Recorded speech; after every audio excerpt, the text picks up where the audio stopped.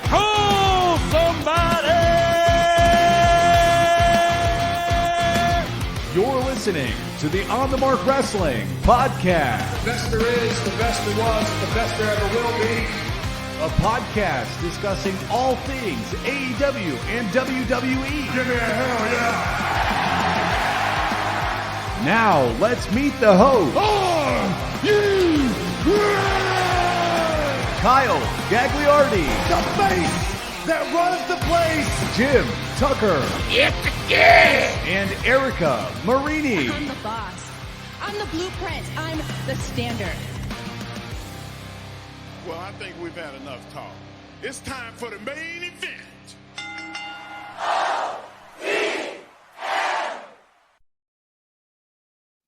What is going on, everyone? You're listening to the On the Mark Wrestling Podcast, hosted by the Marks, for the Marks, and I am your host, Mr.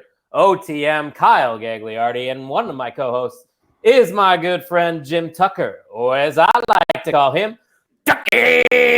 Ooh, what's going on? I got a neck cramp there. I'm getting too old for this, but glad to see you. It's been a minute. We are also joined by our best third.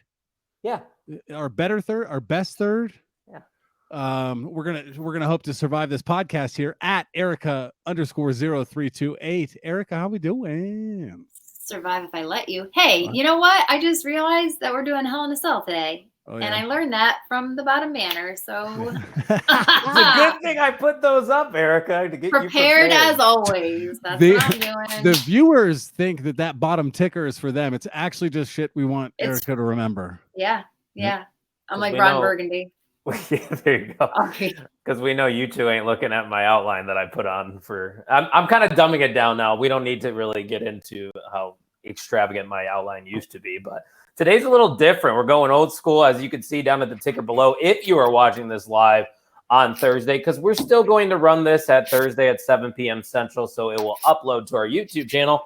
Tucky, we are pre-recording this episode, and this is something that me and you, we used to do at the OTM headquarters right over here in Crown Point, and now we're going back to our roots. Back a day, we didn't call it pre-recording, we just called it recording. Right. You know what I mean? And I think the move was kind of a blessing for us because it has opened us up to quite the community for the On the Mark Wrestling Podcast. We've got a number of people that we've met through the show, and our little community is growing and growing. So this episode is going to be a little different because we're not going to have the comments popping up. Maybe it'll be more pleasant and more streamlined. And we've chatted about perhaps just pre-recording one episode a month to lay it down. And so I'm excited to talk about Double or Nothing, talk about Hell in a Cell this week coming up. Let's get to it. Yeah, we got a lot to talk about for sure this week. And, back in the day, Erica, the people used to listen to podcasts. They didn't just watch us live. And here we are. This is, I think, your first episode that we are doing it this style. So are you ready to take on this challenge? I am. I feel like I could be real reckless.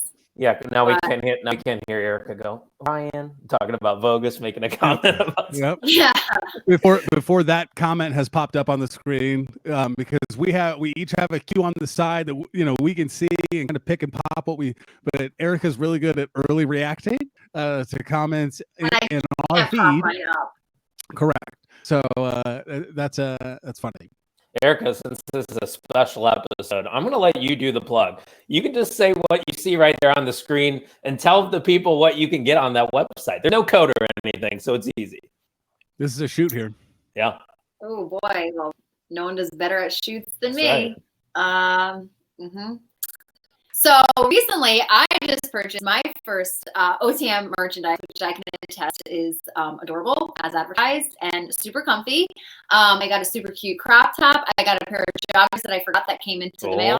Came in from the mail. Oh, it's been a weird weekend, but I have them. They look cute so far. Sure. And you can check those out for yourself at onthemarkwrestlingpodcast.com.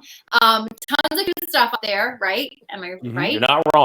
And you should support us because you love us and you listen to us and you watch us. And why not rep for your boys and gals? Yeah, and one thing that's nice adding Erica to the podcast, we do have a female touch. So like, if we come up with an item we think that the ladies might like, and Erica just shits on it, probably not going to make it. So it's nice to have Erica with us, because at this point we're just guessing for the female demographic. We are the demo gods, but not even the demo specific. gods need some help.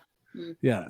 But between Kyle and I in the last 12 years, I think it's like one woman between the two of us, and I'm married to her. So ratio's not great there. How dare you? I've had a few girlfriends in my time. It's just, it's been a while. It's been a long time. How dare you? So, yeah. dare you. We're going to talk about AEW Double or Nothing here first. And obviously, you were in attendance in Las Vegas for the weekend. So, why don't you tell the listeners and tell us a little bit about how your weekend went?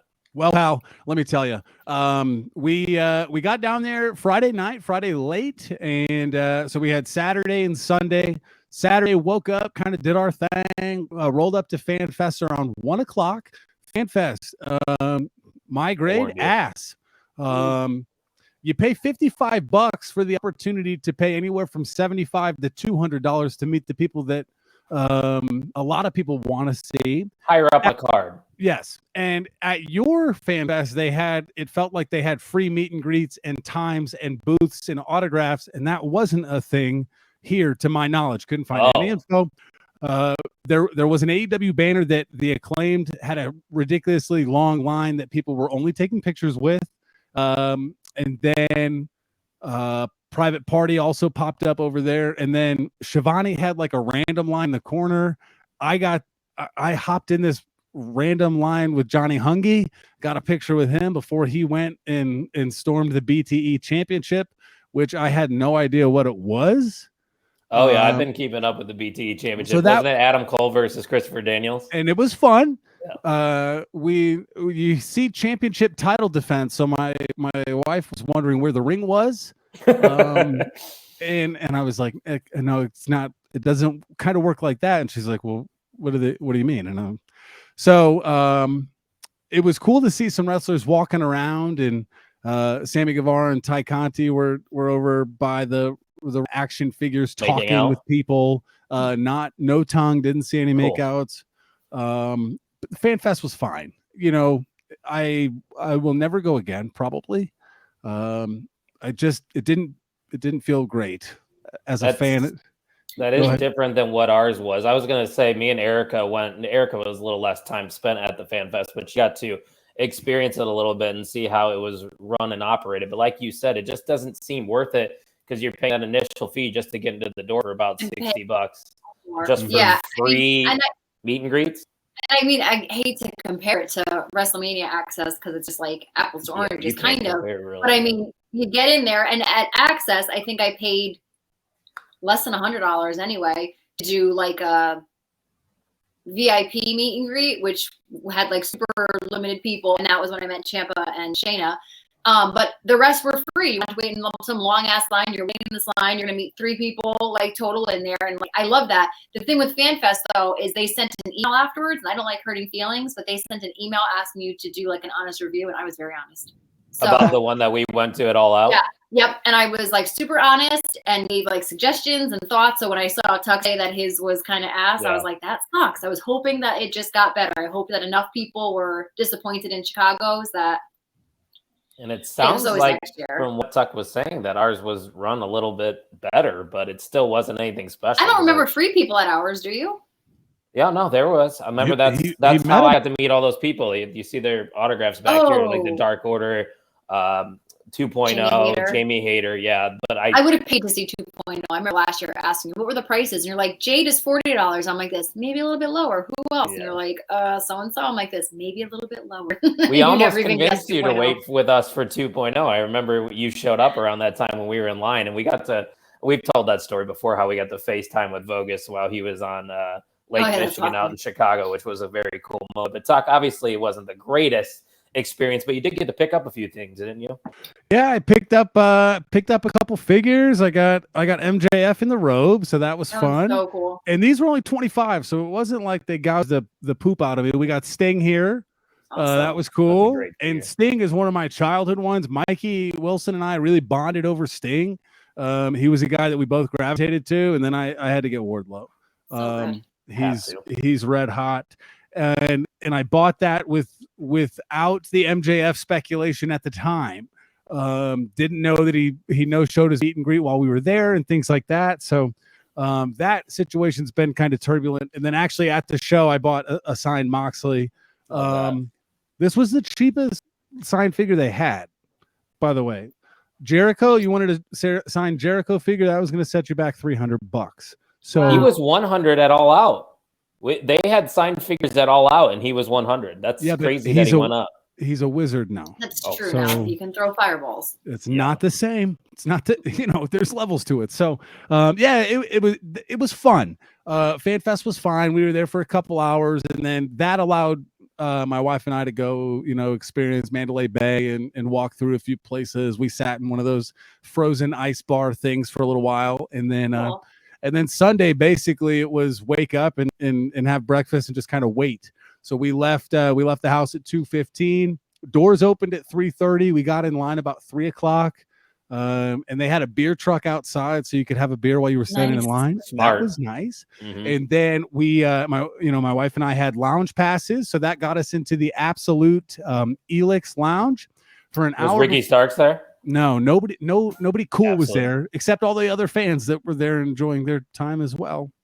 But that was open bar for an hour before the show. So we basically sprinted there, and I was like, we've got to take advantage of the open bar. And instead of diving into a merch line or anything like that, we're going right to the open bar. 5 beers for me, 5 vodka crayons for Mista, and we were off to the races. Yeah. Those toughest can party.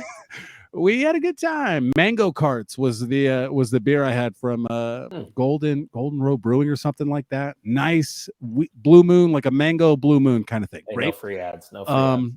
Interesting. We are Unless willing. Kyle sells it. Yes, correct. That's correct. Good job, Erica. And then we got to explore T-Mobile Arena. We got in the merch line. I got an AEW Las Vegas shirt. They were out of the Double or Nothing branded I Was There shirt when I was there. And then Vogus and I copped matching CM Punk shirts. And then we went and enjoyed the show. 200 level, we were the 4th row on the aisle. Great seats. I don't know that there's a bad seat in that place. The way that it's built, it's a lot more pitched this way than like the Allstate. The Allstate's will kind of sprawl Spread back out. a little bit more. Good seats, padded seats in the 200 level. That's iconic. Gotta love those. That's Short lines at the bathroom. Pretty good experience at all the food and stuff like that. And then the show popped off. So it was a good experience. We had a lot of fun, and it was a good show. I sent a tweet last night. I wish that like when you bought a ticket that cost more than the pay-per-view to be in person, they'd give you like a code or a link to watch it again after, because we spent more than people it's that not like they have bought the Peacock or pay-per-view. WWE Network. Right. So like I can't go back and watch it unless I do it very legally with other means, but I don't want to buy it again. And watching, like the Hardy and the Young Bucks match drew ire from many people, but I couldn't see Jeff Hardy kind of be out of it from as far away as I was. Right. Yeah. As close as the cameras were getting, it just looked like unathletic Jeff Hardy from the 200 level, which is kind of par for the course right now. So that's kind of where we were at. Yeah, overall, though, sounds like a good-ass time, and you'll obviously be able to give us your thoughts on some of the matches, because we're going to go through a little bit of Double or Nothing here to start off the show, and then if you're here specifically for WWE Hell in the Cell predictions, we're going to get to that in the back half of this episode. So obviously, Double or Nothing happened this Sunday, and after all the reports and rumors that we saw in regards to MJF this weekend, Erica, he did decide to show up eventually to probably, I guess we could say, get squashed by Wardlow. And in my opinion, I think he might be getting written off TV. What did you think about that opening? I don't know. Well, first I was raising my hand because I was going to say, didn't you also have issues with buying it? There was, then the buy-in, there was issues, yeah. I was at a Memorial Day party picnic, and we ended up just staying at the friend's house that we were to watch it, and just could not figure it out. And I think like Mike maybe got double charged, and we ended up like buying it through those people's Amazon account, and I Venmoed them. So I don't know what happened. But I ended up missing the Wardlow MJF match. I missed that. Oh. I missed the other buy-in. But here's my thing. And this is the only thing I have like thoughts on. I poo-pooed the thought of him leaving AEW at all. And then when they said that he no-showed, and then Sean Ross Sapp is saying that, he can confirm that they got a plane ticket for him. And then I also saw that they say Samoa Joe didn't show up for his meet and greet either. Which so then I was like, okay, a legitimate reason behind his. Though. Okay. Yeah, but I always just think everything's at work. Well, that and not dumb to assume that. That's what's MJF is so good at. You don't know. There were things lines? That were a little bit out of character, though. No one from AEW had any idea that he was missing. Like he shouldn't, as a contracted worker, he shouldn't be creating the work, right? Like somebody should be in on it. And that was I am a patron of Fightful Select on Patreon. So some of the shows that they do for patrons only, there was a lot of pointing towards that. And Sean Ross Sapp was very transparent. A plane ticket was definitely purchased in his name. No one could confirm if he got on the plane. He definitely no-showed his meet and greet. Nobody knew that he was going to do that. And a lot of talent made up for it. And, him forcing other, co-workers to stay after and make up for his loss, that's kind of shitty. It is shitty. And it doesn't sit well. I know MJF is a heel and he blurs the lines very well, but that if you still have to work with the guy, that makes it difficult. And I started panicking because him and Wardlow have a good relationship, and this was supposed to be Wardlow's coming out party. That's where I was at. Well, I was also going to say, just even if this is a work, because obviously, like Erica said, it could be, this is professional wrestling. I got to give credit to MJF for showing up and doing the deed. Like he at least laid down for Wardlow. He took all the bumps. He did what he had to do to put Wardlow over in this match. Now, the speculation of is this real or not? Hell, none of us are probably ever going to know what's the truth or not. But I can't wait for the dark side of the ring in 10 years. I'd tell you what, man. I really think he's going to go to WWE eventually. But then so what I don't get is like, if you're so unhappy, and I guess I just can't picture him not being like a total twerp about like everything, like, showed the meet and greet, whatever else, you got your flight right out of there after it's over. You opened nobody saw them opening the show, in hindsight, you could see it, but like, if you didn't know that was going on, like nobody saw that. And what was I going to say? Didn't they take him out like in a stretcher? That's what I'm saying. Like, who was I think they kind of writing him off. That's what I was saying. But I'm saying, remember who was it? Like Jeff Jarrett or something? Took the pin to somebody and just bounced right back up and like left. And I forgot. I think it was Jarrett. Like did that like back in like WCW. So like I picture MJF, if you're that unhappy and you're trying to get out of there and you're like, F this company, you're going to take the pinfall. You're going to get up. You're going to get out. You're not going to help them by saying, hey, you know what? Throw some oxygen on me, throw me on a stretcher and wheel me out. The wrong That's way, like, might I add. They put the oxygen mask on the wrong way. I just feel like there's too many like. That's a note you don't see from the 200 level, by the way. Look great. So I don't know. Yeah. And it from what I was reading, it felt like I got into the building before he did. It sounded like he showed up very close to bell time, left very soon after, and I think the stretcher job is a good move on Tony Khan's part. If he's got let's just clear him out. Let's just get some space, get some breathing room, not rely on MJF to drive a program and see where we're at. The one thing I was disappointed about from All Out or Double or Nothing as a whole was there was not an All Out announcement to my knowledge. Was there anything on the feed? There was nothing that was announced. And I think a lot of people were expecting it to be announced on this pay-per-view unless they are just saving it for Forbidden Door, since Forbidden Door is happening in Chicago. But like, people need to start making plans for Labor Day weekend, and including ourselves probably. But I'm sure there's a lot more. So it hasn't been officially announced. No, right? It hasn't been officially announced. So we don't really know for sure. But we do know that Forbidden Door is happening in Chicago, and we do know that Gags and Vogus will be at Forbidden Door 2 rows behind Erica Marini. So right, I made that impulse decision that we were going. You did. It just seemed like the right decision. But yeah, overall with the match itself, Erica, did you ever get a chance to rewatch it or not really? No, but Bobby texted me the next day because we were obviously in the same boat. And he said it was the perfect squash match. And that's what I was going to ask you. I was like, obviously you didn't watch it maybe, but like, what happened. So do you agree with the decision to kind of just squash MJF off? I guess that's unfortunate for Wardlow because he definitely deserved more than this and deserved to win it in a more noble way, I guess. But I don't know. Like I said, at first I thought something was fishy with MJF being willing to be wheeled off in a stretcher, but the way like Tuck put it, maybe it was just like I'll let you go, but like let's just make it like a clean thing and not make it any more messy and muddy. So I feel bad for Wardlow. Ultimately. It's just weird because if MJF wants more money and Tony Khan said, I'll give you more money, but I want more years, that's not unreasonable.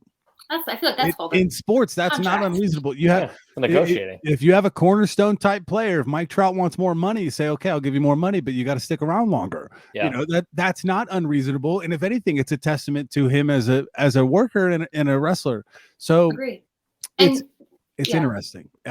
We've all said, that we could see him being AEW champion. So it's not like you're, some, no offense, like I'm only thinking of him now, like Brian Cage, that like, when he left and this and that, and he came back and like me personally, he's fine. I don't see him, okay. but do you know what I mean? Like, yeah, but like MJF, like you were built as like one of the pillars of this company. Yeah. And now if MJF looked like Brian Cage, it'd be a different story.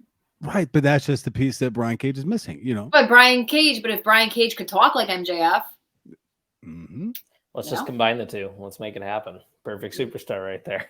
The path of MJF Cage. There it is. No, I don't actually feel bad for Wardlow. I think this is probably the best he could have been booked in this situation. What's stronger than just absolutely demolishing the guy that's been a thorn in your side for the past 3 years? And MJF's incredible superstar in AEW to just put down like that. I mean, that puts MJF way to the back of the line, I think. And it would make a lot of sense potentially to do an MJF versus Punk again for the title, but he's going to have a long way to go and climb up that ladder, in my opinion, after what we saw Wardlow do there. Yeah, I agree. Yeah. And I have to say, though, for in MJF's defense, every time I've not counted him out, but every time I'm like, okay, like this feud has run its course. How is this kid possibly going to do it again and like get hot with somebody else? And he just does. So I'm not worried. Like, I would love to see him. I'd love to see this all be a work and he somehow maybe takes a couple months off and cools off. I mean, he has been going the whole time, right? He's never really had a break. Let him. I'm going to make a statement. You guys say true or false. AEW needs MJF more than MJF needs AEW. True or false? True. So it's 100% true. That's kind of what that's kind of how I feel too. I just don't think he's going to be as happy, as free, and as liberated anywhere else than but AEW. give him the WrestleMania entrance in the 9 minutes of pyro and a countdown on Monday Night Raw every week. I was going to say there's a report out there that MJF is enjoying the way that Cody has been booked in his return to WWE, because we know Cody. That's how he is. I think he's working us all. But or then maybe again, you're getting worked into thinking it's a work. It's true. I rooted for EC. I tell you, I thought EC3. I'm still thinking EC3. I was like, he'll be the next John Cena. He's got it. He's great. Oh, they're not doing shit with him. They're just saving for him for something good. And then he gets released, and now he's controlling his narrative. But I'm saying, like, I feed into this shit way too fast, way too hard, way too much. I mean, but who can blame you?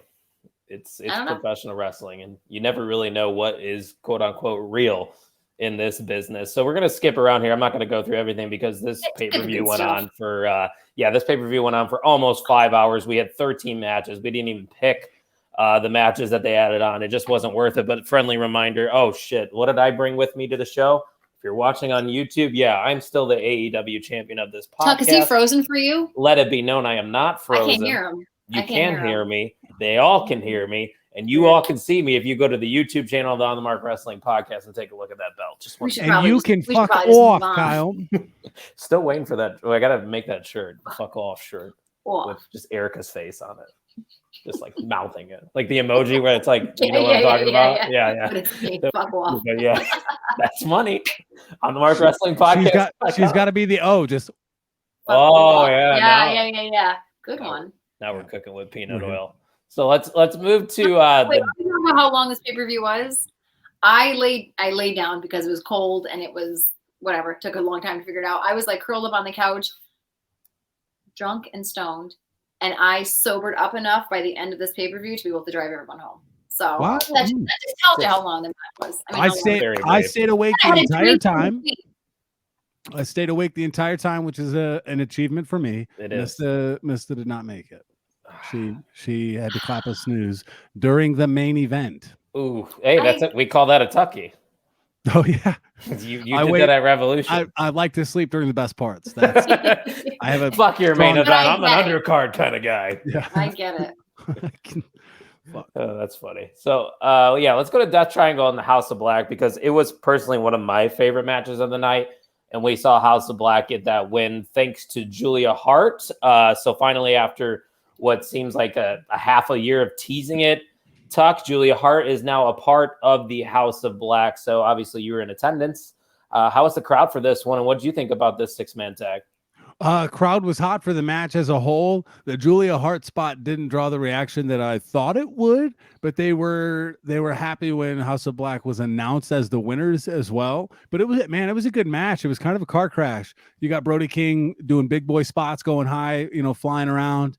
Lucha Bros, obviously.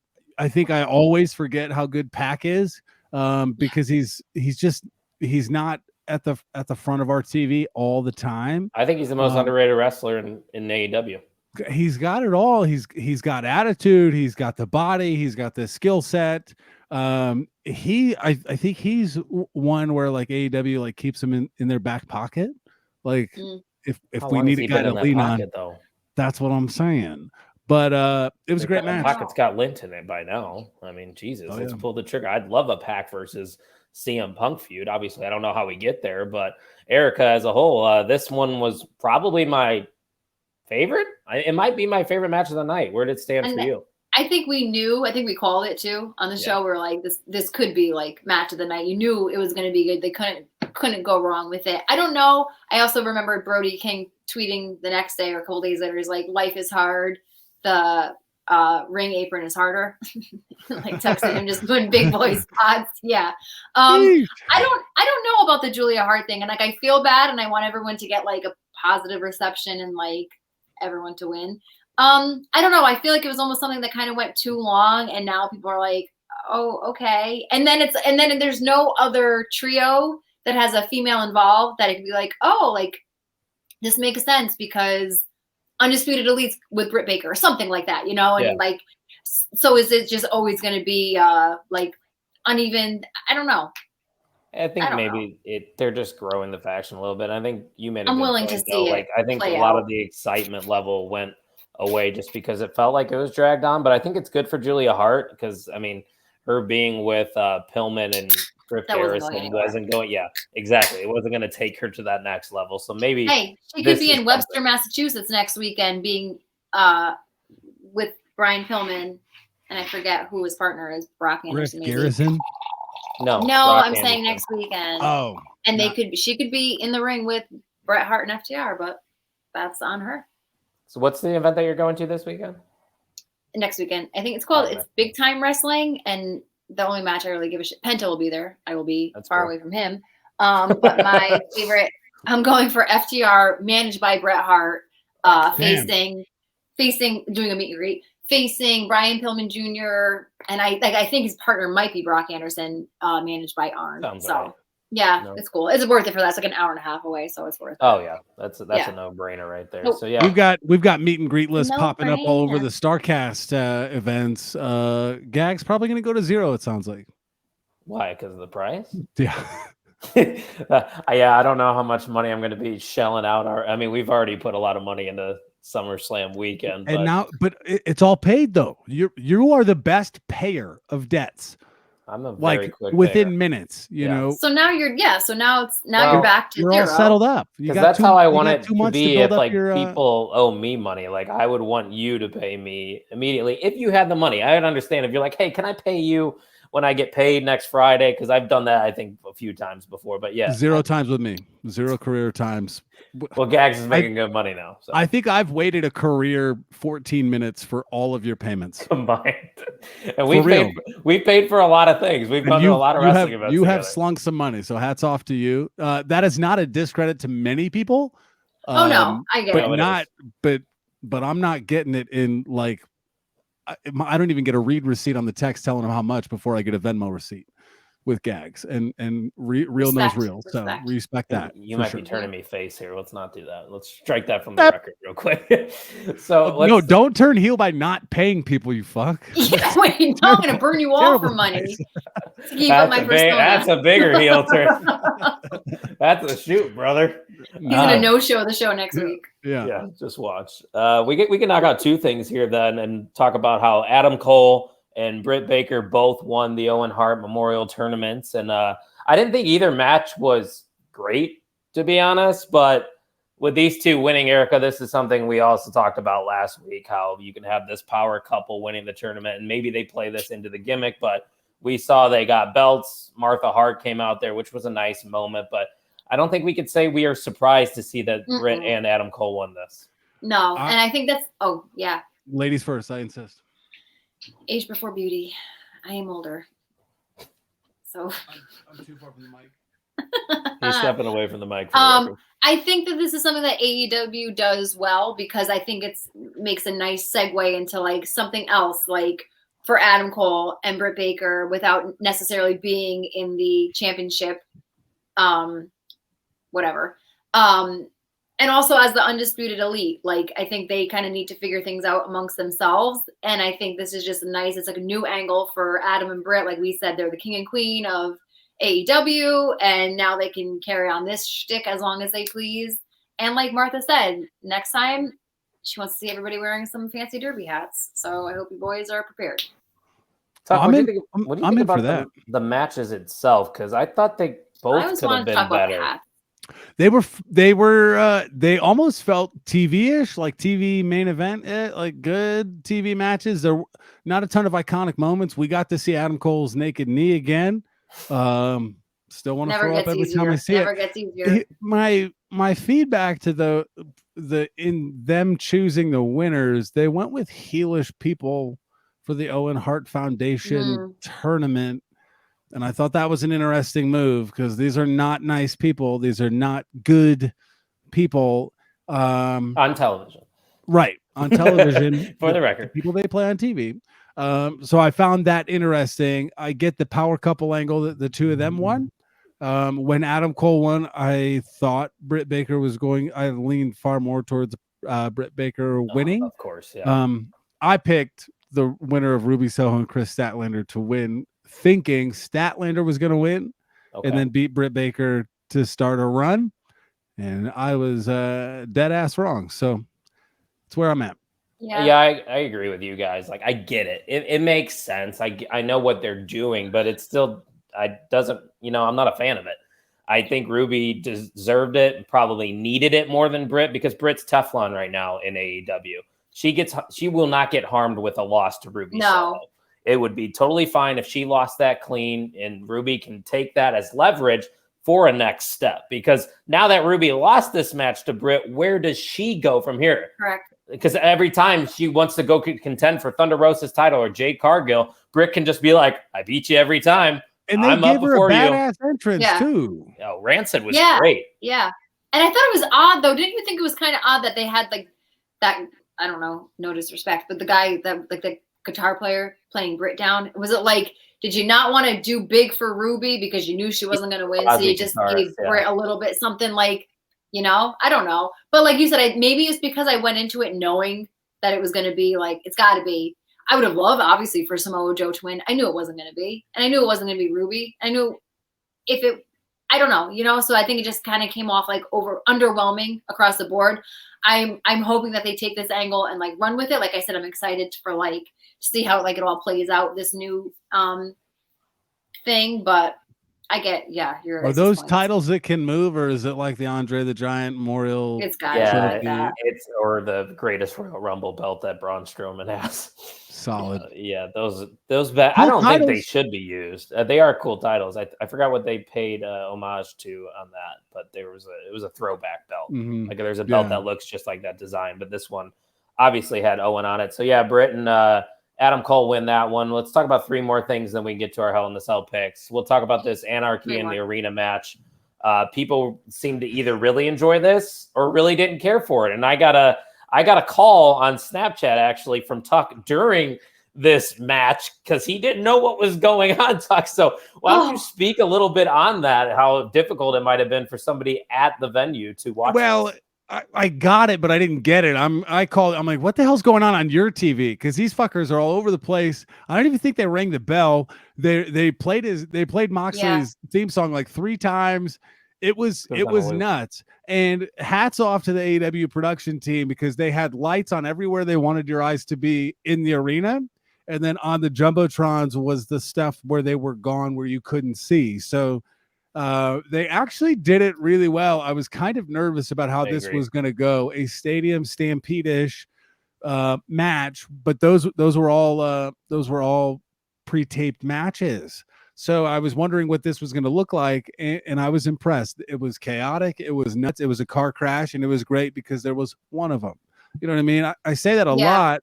There's a lot of room for one of many things. When you go back to the well and the drawing board too often, I think that's when it kind of loses its luster. But there's still a lot of really cool stuff you can do. I liked the pairing of Jericho appearing in all white. Right. So I think there was a lot of touches within that made it easier for the viewer to figure out who was who and who's doing what. I really enjoyed it. Yeah. I saw Jericho tweet that I think he said it was an homage to New Jack, keeping the music playing. And his hope was that to keep the music playing until like the big spots happened. So it kind of just kept everything like filler. up and like kept everything like. Because sometimes during like kickoffs in like football season, when they like play like a good like song like during like the break, I'm like this. Okay, keep that music going like the whole game. I know you can't, but like so like I kind of liked it, you know, with the music still going. But that's cool that you said that. Like it sounds like they did it well with the Jumbotron. Like they not to they watch talked here, about watch it. Where we're showing you to like look at. Yeah. I get very confused in like when I'm live and things are happening in the crowd, like Mania 35. It was Shane McMahon and Miz. I'm like this. I don't know where they are. Everywhere. I don't know where they are. Like I saw that one spot off the like whatever, and I was like, all right, awesome. But then it was just you just lose them. So yeah, it's a lot better for the people watching at home in these kind of matches. But I think this is something that AEW has kept doing for a reason. I think they're entertaining. They're different than what you see on other wrestling companies, and like you said, it's their thing in AEW. And I thought this one was just another very entertaining scrum, I guess we could call it, between all these people here. The only thing that I'm not mad about it, because I do understand maybe why they won the match, but I was not expecting the Jericho Appreciation Society to win, let alone was, though, weren't they? Bryan Danielson was the one who submitted, wasn't he? Who was the one that I can't point to? Who was the one that chose Jericho to win? It was Mikey Wilson. Oh, it was. It didn't matter in the end, and but he is a Jericho lifer, yeah. And new MVM. No MVM, MVM this week. Vogus gets to retain by technicality here on this episode. So there is two more matches. Obviously, we'll touch on the main event, but let's talk about that tag team championship match where the Jurassic Express retained their titles. Not many people in our predictions actually had Jurassic Express winning. I thought this entire time, but the reasoning behind it was that just there wasn't two other true tag teams. And I think that's what it kind of came down to here, Erica. At least that's why I think they retained. I don't know, but then at the same time, then it's like, all right, take the belts off of them. I keep thinking that they keep winning because it's like, they haven't had a good enough run. And just for some reason, they're like, give it to them until they get like a good feud or something like that. Because I think it was at the show that when they were in Connecticut, I think it was them.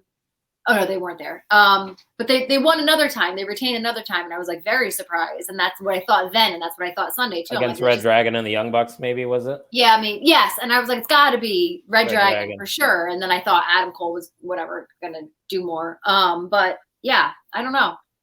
And I'm not that I'm unhappy with it. And I also don't know what Luchasaurus does after that. If they were to split and lose the belt. Yeah.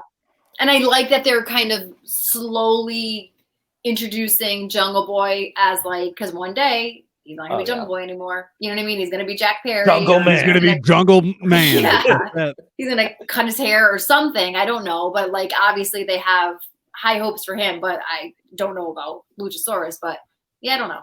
Me and Ian I do like the entrance though. I want them to be at Forbidden Door, so I wave my arms and dance, and that's it. Yeah, Ian and I talked about that. Like, if Jurassic Express were to break up, what direction do you go with Luchasaurus? And I think it's kind of simple with him. You just tell him, hey, I was playing games as this dinosaur, and then Let's time to reveal the true me, and he can just kind of transform into a real character. What that character is going to be, we don't know, but I think it's very easy to transition from that gimmick of being a dinosaur. Yeah, you're literally the only dinosaur in professional wrestling to just go into another true. white guy that's giant and tall. It's true. I don't know. Tuck, what do you think about this match and the fact that Jurassic retained? Well, they're gonna, when he splits with Jungle Boy, they will call him Luke Saurus. Haha, Luke A. Saurus. Oh, Luke gotta get the A. A hyphen Saurus. in there. Yeah. Yep. I thought it was a great match. This was my favorite match of the night. My second favorite, by the way. Yeah, I really enjoyed it. There were a lot of near falls, a lot of action. Yes. Missed a big fan of the Jungle Boy entrance. She was vibing. She was kind of feeling it too. So how about the swerve off Keith Lee spot? Yes. Yeah, I like you said, a lot of near falls. I had no idea which way it was going. Crowd was In hot my for head- Swerve. Swerve got a strong reaction. He's a star.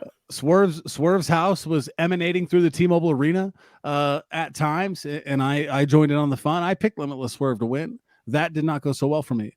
Mikey Wilson submitted his picks before the show and then went back on Monday and also submitted another Google form and didn't get all the picks right. Come on, Mikey. By the way, That is a classic We Wilson tried. move. he had a number of for different effort. picks that were the right people. He still got the tag match wrong. So Only Mikey Wilson. I don't know what. And Monday morning, he just got bored and wanted to fill out the form again. I guess I thought I screwed up. Sunday night. It was a long weekend in general, I think, for a lot of us out there. So yeah, the main event, obviously, CM Punk defeating Hangman Page for the AEW World Heavyweight Championship. Most people in our pick'em did have CM Punk, I believe, all but one being Mikey Wilson, of course, because he is the Hangman himself. But I thought it was a solid match, not my favorite from the night. Obviously, CM Punk's botches, or maybe that was the story they were telling, is a conversation for a lot of people right now. But yeah, here we are, the Summer of Punk Part 3. What are we thinking about this match, guys, in the direction of that title? Listen, I'll just go first because I'm going to make no sense and just be quick. I hated the botches because I bought into them and it made me feel bad. And I hated that he kept trying that buckshot lariat. And I was like, please just stop because your knees are crumbling every time. Could be the story. And he kept doing it. Maybe so. But ultimately, no disrespect to Adam Page. He took that loss very humble. Even like on Twitter, I saw. But like you said, like I was talking about this yesterday, my dad's birthday, that I think Punk is a great choice for an interim champion. I don't think you bring CM Punk to a company and he doesn't hold the title. And I'm interested to see what he does with it this summer. And I saw somebody tweet to say that Punk versus Eddie Kingston at Arthur Ashe Stadium is, as the kids would say, the move. That could be the direction they go. I love, though, that Eddie's continued the Punk slander on Twitter. Like, every time he'll just constantly, like, quote tweet Punk and just go, fuck you. Like, could be why he's doing it. Yeah. Yes. And it could be. And it's not to say, somebody like Eddie also deserves some recognition. Not just because, but he does. And I just think Punk is he's just a good one to be holding the belt at this point in time. Yeah, that's a conversation a lot of people are having, is what is that next step for CM Punk? But being in the crowd, Tuck, it seemed coming across the television screen, or at least in my opinion, that it was 50-50. Did you feel that vibe from the crowd? Very 50-50 at the start. And then a lot of those strong hangmanners, all of a sudden the bell rings and CM Punk is now the champion. It felt 98-2. So it started out white hot, where the back and forth chants were active. It really did feel like it was a 50-50, which is interesting when both of them were doing babyface type things in the buildup. They just didn't like each other. Correct. And no one was really stooping to do the heel type things. But the crowd was 50-50 until CM Punk raised the strap. Then it was basically the party of Punk. And on the way out, every bar, there were 5 or 6 bars blasting CM Punk's music, which was kind of cool because they were outside past the arena. So somebody had a clue what was going on. So That's as we were walking back, through this area, a lot of restaurants, just CM Punk's music just blasting. So that was cool too, that it was kind of another real layer, right? That the people wanted to know this was news that people wanted to react to. And it could have just been one smart nerd with an aux cord making it happen, but that was a lot of fun too. That's cool. I don't think you guys have noticed it, but I can't stop staring at it. And if you're watching on YouTube later, you'll see it. I'm perfectly lined up with Hangman Page in the background, and Tuck is, if he just moved a little bit, could be CM Punk. And there we go. We got our own graphic right here. Erica, do you notice it? Oh. Okay. Yeah. It took you a second, didn't you? Yeah.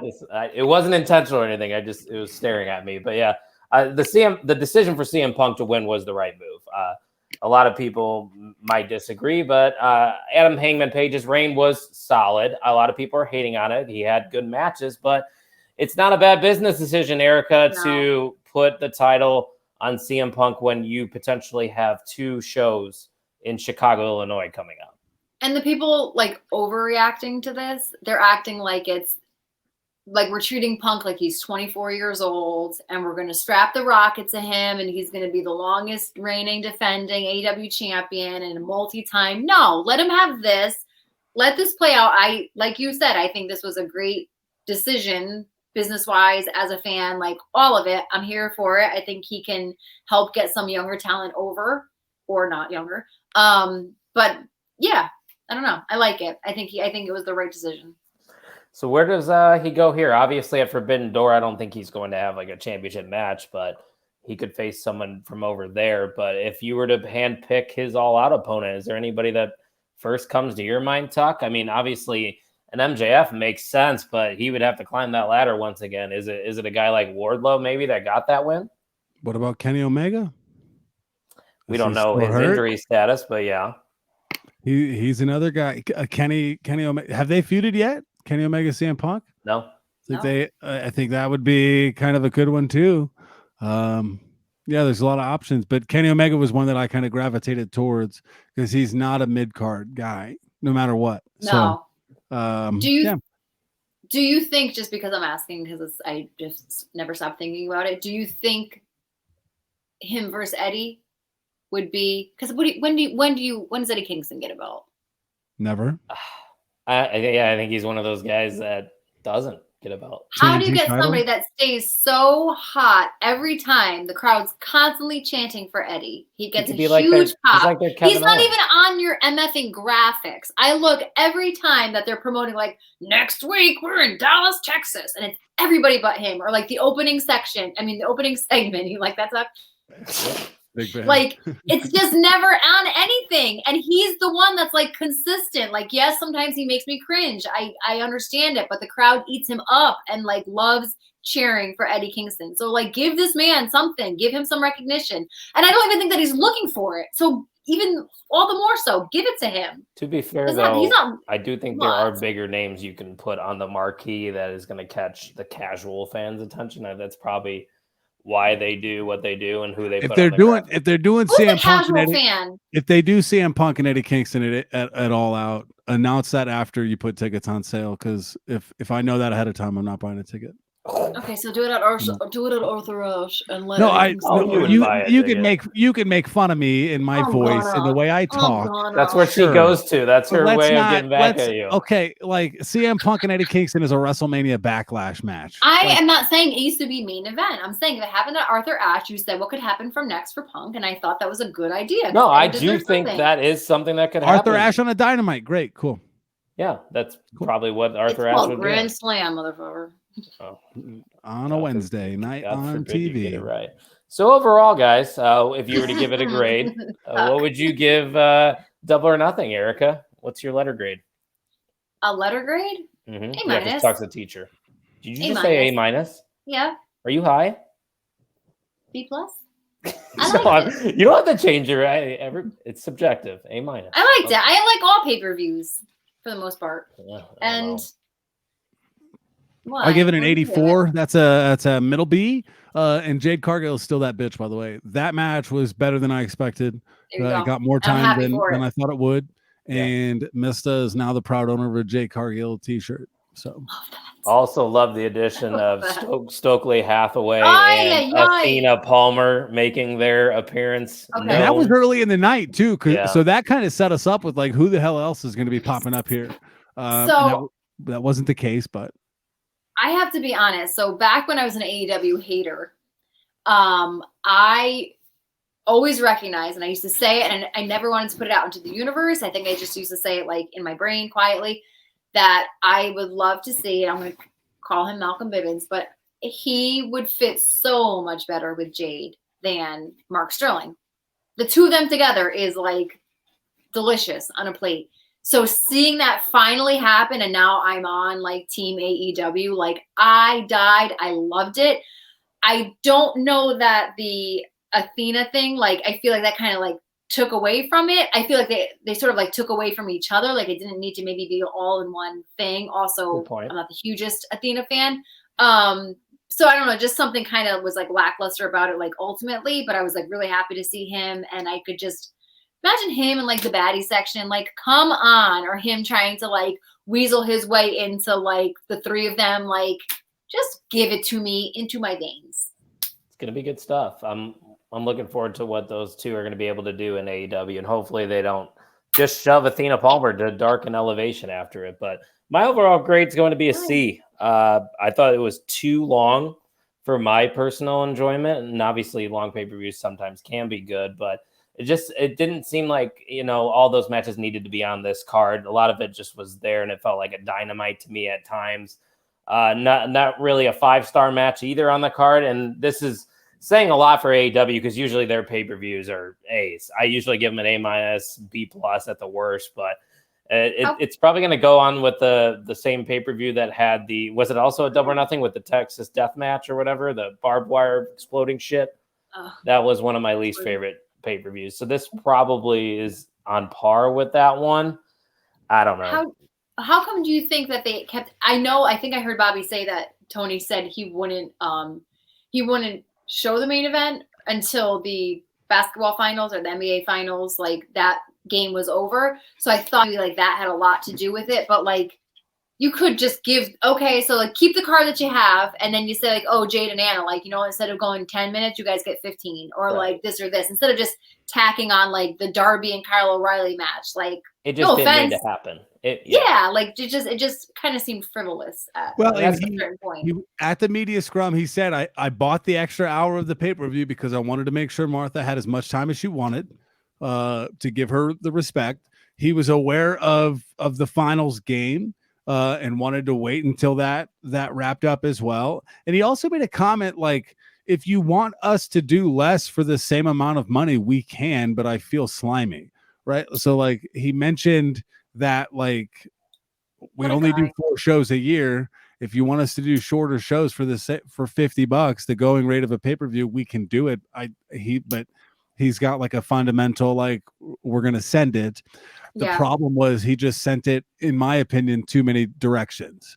It was a full send. They tried to over deliver, but I'd rather have 10 matches and some of them go a little bit longer that have had that foundational story than throwing in what Darby Allin and Kyle O'Reilly could be a great match, and it was a good match. It would be even greater with that underlying story with it too. So I think it was a scatter shotgun instead of a sniper, where a sniper shot like some of these other pay-per-views have been.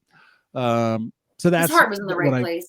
I think so. Ultimately, well, what you're saying is kind of what I'm like trying to get to is like, if you're going to have a pay-per-view or a PLE, whatever the fuck you want to call it, I want there to be story and substance to these matches. And that's why I'm saying like that Kyle O'Reilly and Darby and other matches on there felt like thrown together Dynamite filling right there. So I can't get emotionally invested into it. And maybe that's me being a WWE fan from the jump, in 2011, when I first started watching wrestling, that I need a story, because that's kind of what WWE leans into, is their storytelling and their promo work. But yeah, that took away from a lot of this show. It wasn't terrible by any means, but and you could see it. Say they squashed the MJF Wardlow match, just as an example, because of the whole MJF thing, and they're like, oh shit, we need a match now, and he like threw a Darby Kyle O'Reilly match together. That'd be one thing, but yeah, like you said, just kind of like do it just to do it, kind of makes it a little lackluster. I'll drop that term again. Yeah, there you go. Drop it like it's hot. So we're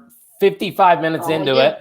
Some people might be just here for the Hell in the Cell predictions. We are here. We're finally to that point where we will be giving our predictions, but it's going to be a little bit different this time around. Usually we ask our listeners and the people following us on social media to participate in our predictions contest, but we had a 5-way tie. Yeah, you can't sit here, I guess you could say, at the last PLE. So the OTM title will be decided by those that tied, Tuck, which obviously is yourself, Erica Marini, and who were the other three?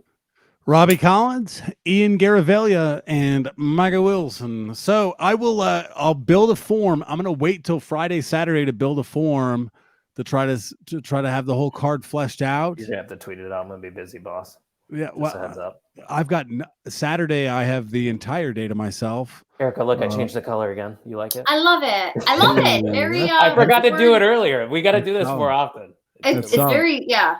It's a clean look. So I will. I'll have the form. I only have to send it out to a few people. So bit.ly/hell in a stinking cell. I don't know, something like that. But we had another good turnout, and this was the first pay-per-view that we emailed the Google Forms to everyone that filled it out. So we're starting to, I'm trying to kind of like establish a mailing list type of thing, get that going as well. That's the easy stuff.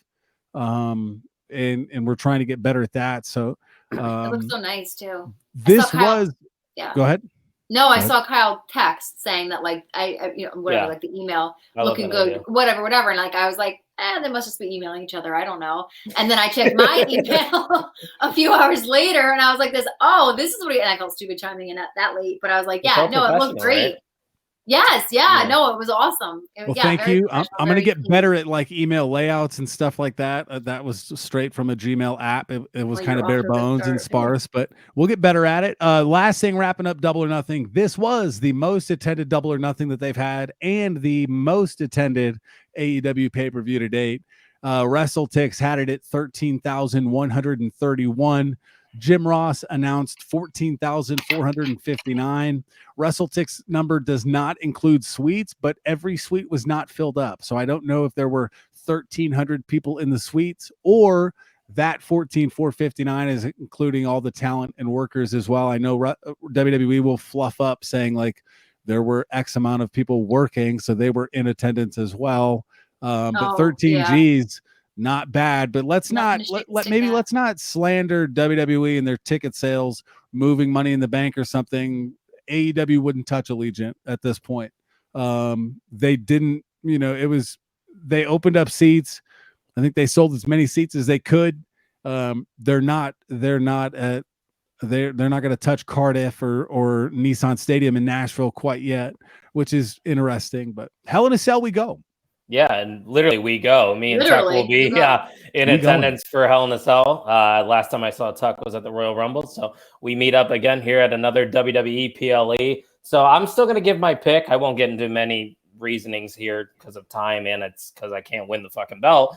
So I'll let you guys elaborate more on your selection. So let's get into it here with Ezekiel taking on Kevin Owens. Obviously, this has been a feud taking place on Monday Night Raw. I've personally enjoyed it, as have many people. But Tuck, it's kind of a tough situation here because you have Ezekiel with this new character. Kevin Owens is very established. Who takes the dub here at Hell in a Cell?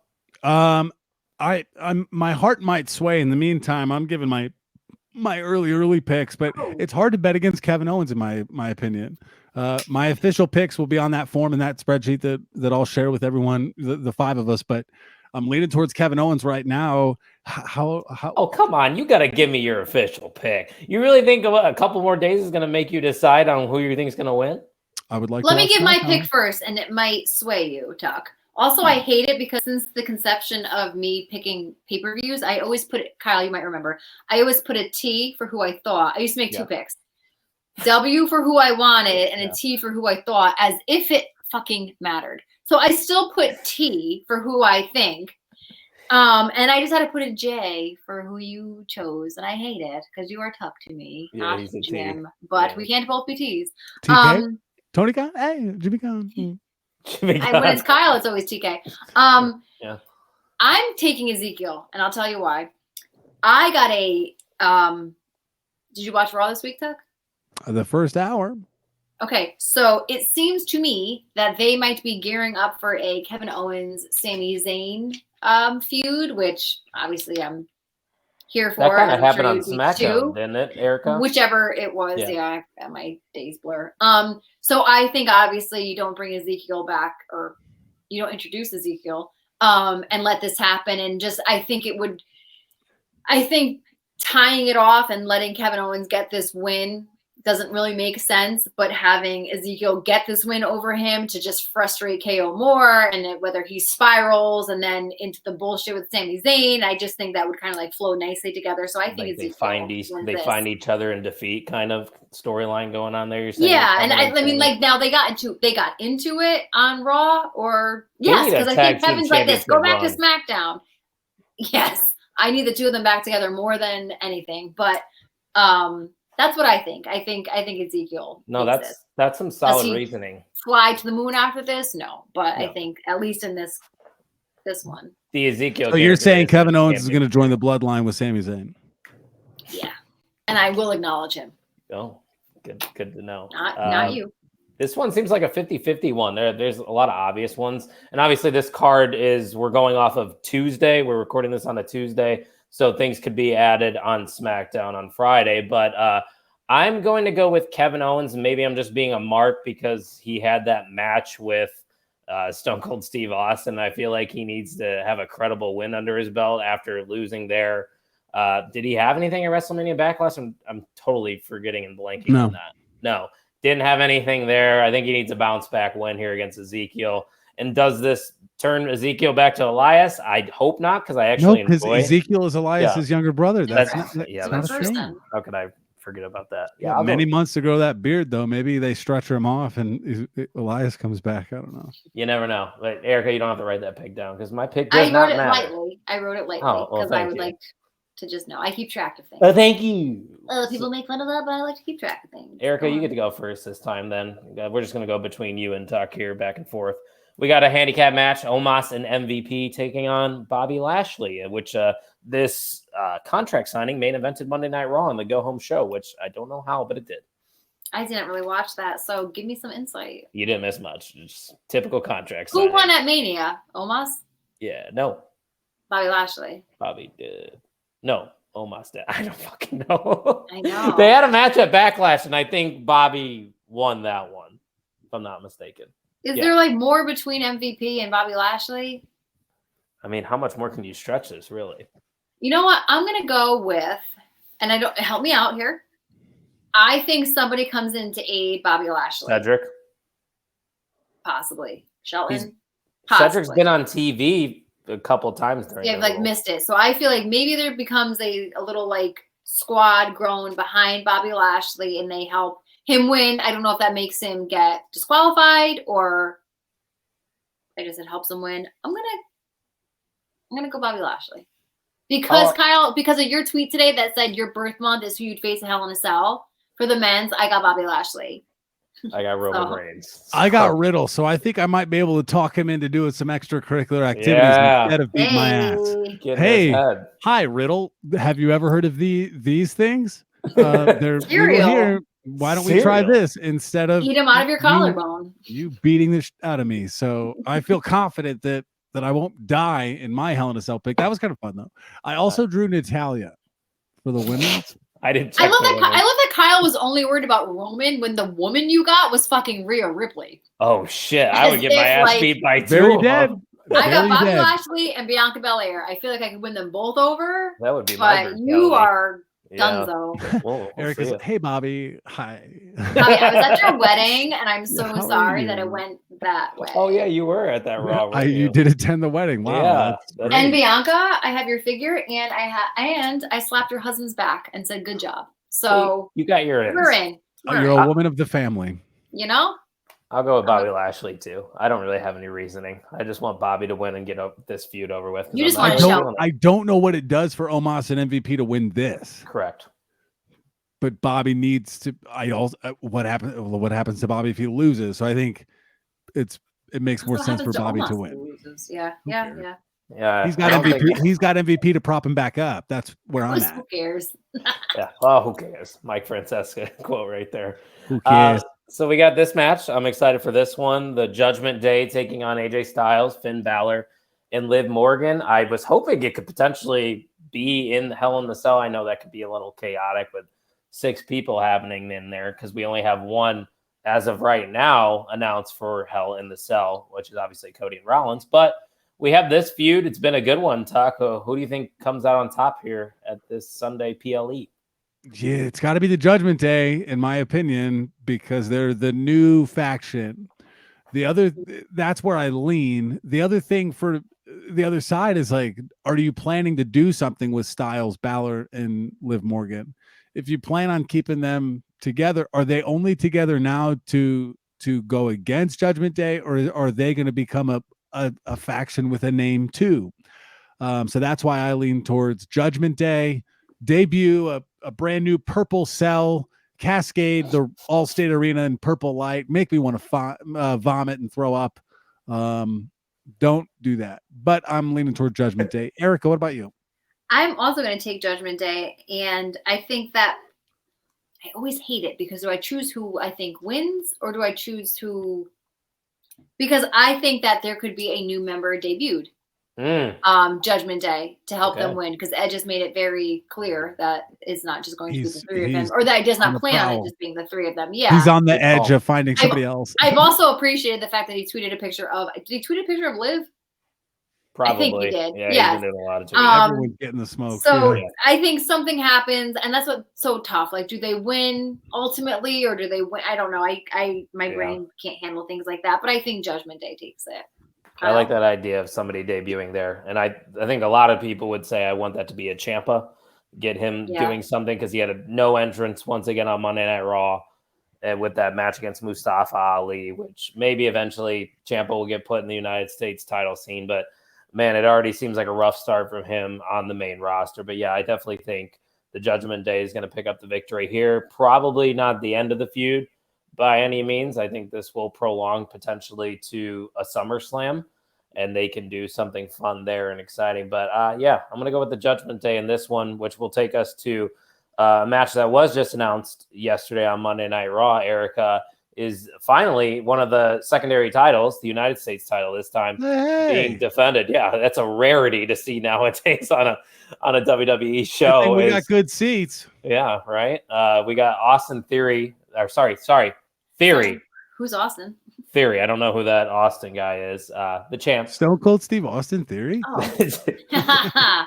Nice. Taking on the hometown boy, Mustafa Ali from Chicago, Illinois. So that's going to be nice to hear that pop. For the championship belt? Yeah, for the belt, Erica. You think we're getting and new or and still here?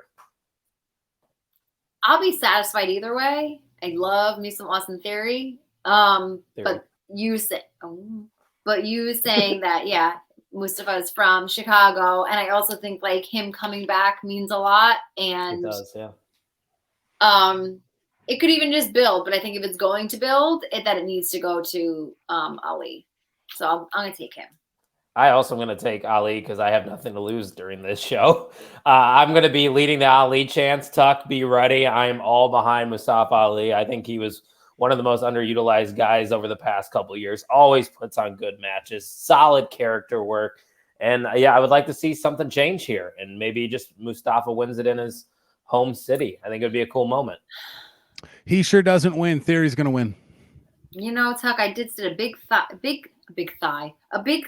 because I was thinking, I mean, is he, and I just wish I'd been like watching and like doing better. I'm fairly confident. What a terrible podcaster you are. I am, and that's okay.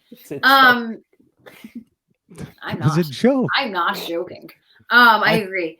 I think Theory's going to win. It's hard to go against. He's going to sneak one out.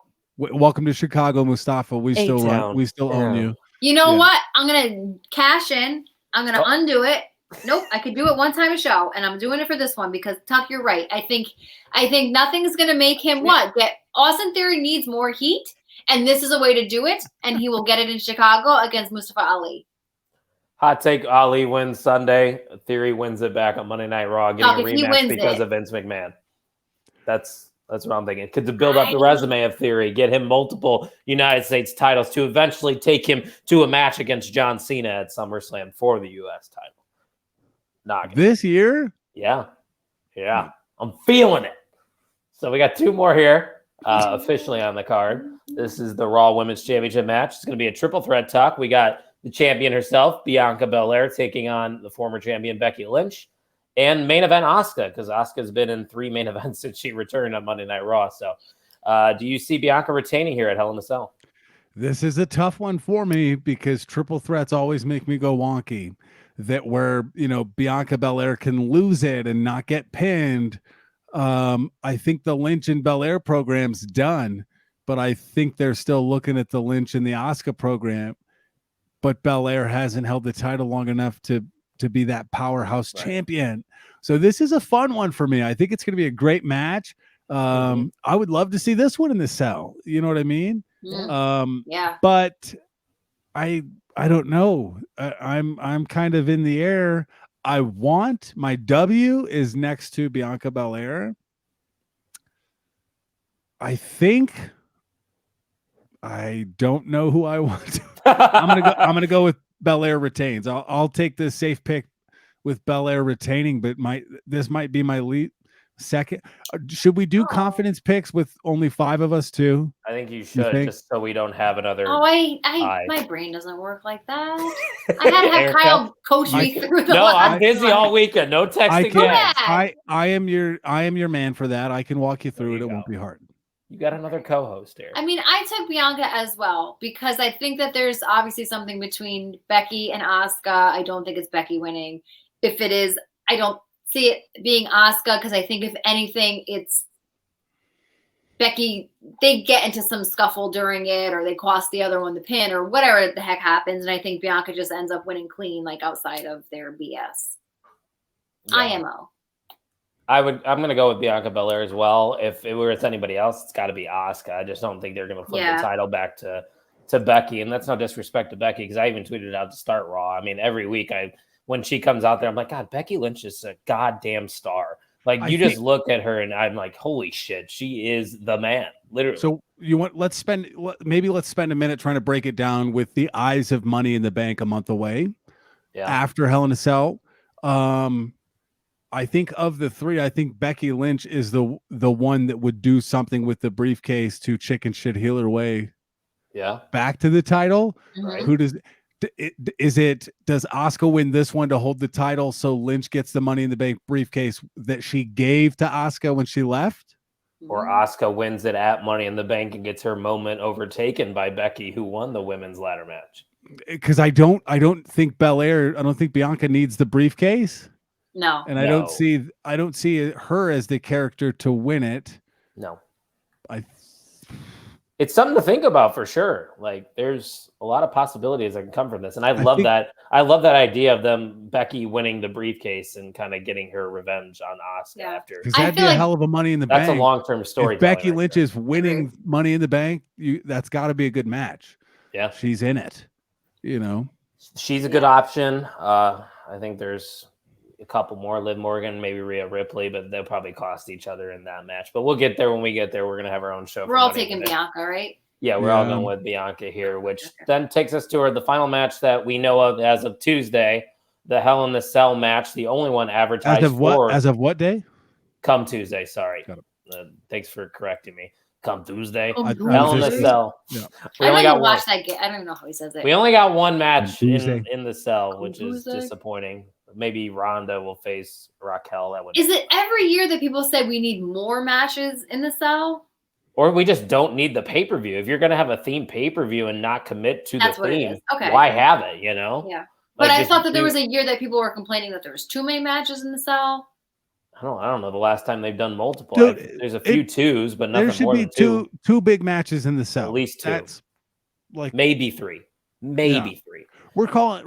I mean, I just want to shake them. We're calling the whole pay-per-view about one match. Like, that's basically what this PLE feels like. It feels like this is just centered around Cody and Seth Rollins, which has been fantastic. That's not taking anything away from both of them, because even their interaction that they had on Monday Night Raw this week was phenomenal. Rollins referenced the fact that Cody couldn't make it, and then he went over to try to take over what Seth was already building in WWE with his buddies, referencing AEW, which I thought was a very proper dig for this feud, which is culminating basically here in the Hell in the Cell match. So, Erica, do you want to go first for this one? Just because I can't keep my mouth shut. So, Seth, Cody's up 2-1, right?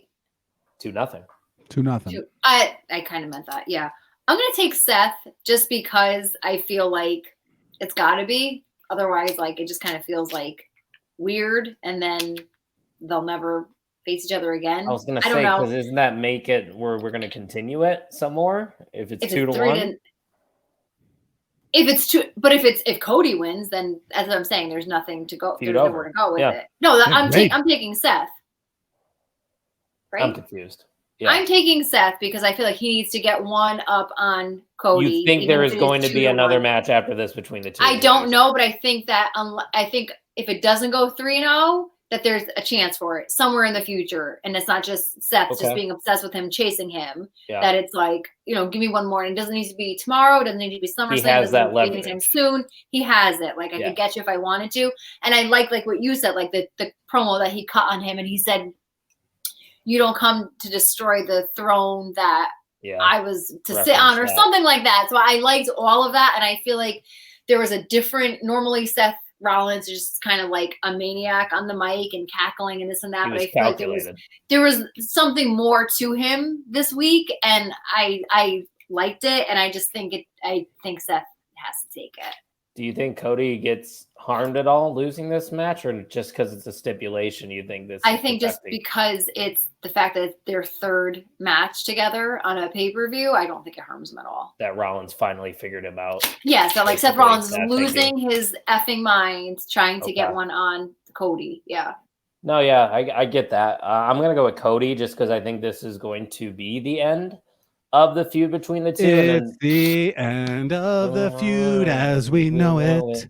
I feel fine. Steve from the Wrestling Channel is going to love that. He loves our karaoke sing-alongs. Shout out to SCW. That's right, baby. Yeah, I'm going with Cody because I also think he's, just climbing that ladder to eventually get to the Undisputed Championship, or maybe he's going to be in Money in the Bank and win that and cash in on one of Roman's belts. Who knows? But I think Cody's the next guy to take that world title. So I'm going to say that Cody beats Rollins here. And then we end this feud between the two, even though I have very much enjoyed this feud from top to bottom. As have I. I'm going with Cody. Cody's going to make it a clean sweep. Now, what happens at Money in the Bank if Money in the Bank becomes the Seth Rollins, Becky Lynch show? Power couple with both briefcases. Becky's been driven to insanity. Seth is maniacal, probably fanatical, and after losing 3 times in a row, he'll do anything. Becky and Seth with the briefcases. Ooh, that's great. All right, what if I go back on my cash-in? No, here we go again. Choose theory, cash and in. then I cash in. I can't do that. You can't take it back. There's no rules written anywhere. All I know is I get a briefcase every prediction show. This is what I'm going to tell you. I don't always use it. This is what I'm going to tell you. The Google form is the official document, because once you hit submit, you can't cash in. So you can do it with all the tomfoolery you want, but when you hit submit on the official On the Mark Wrestling Podcast prediction Google Doc that I have not created and probably won't create until Saturday.